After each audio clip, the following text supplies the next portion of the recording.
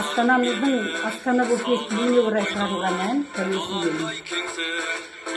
Соған орай тәуелсіздік аса қымбат қымбаған. Тәуелсіздік бізге оңайлықпен келген жоқ.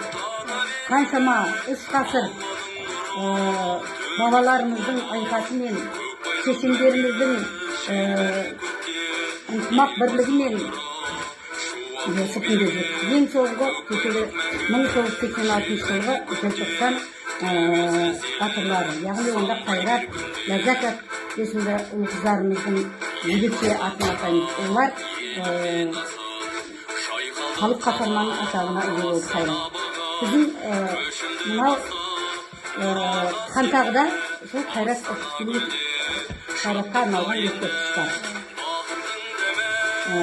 Біздің Кентауда монумент қойылған сол батырларымызға.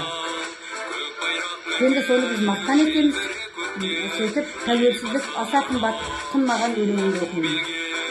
Армандаудан бабаларым қайтпаған, тәуелсіздік аса қымбат қымбаған.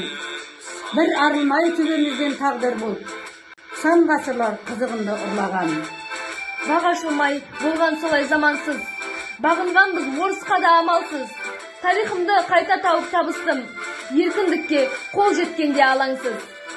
Азаттыққа сүйсініп ақтаңына, шүкір деймін той тойлап жатқаныма.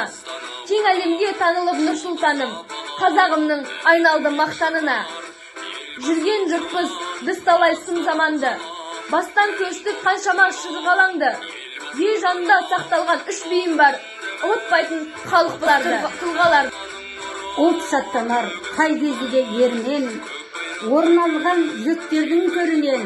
Төле би мен Қазыбек әйтекелер бірге жасар мәңгі бақи елменен.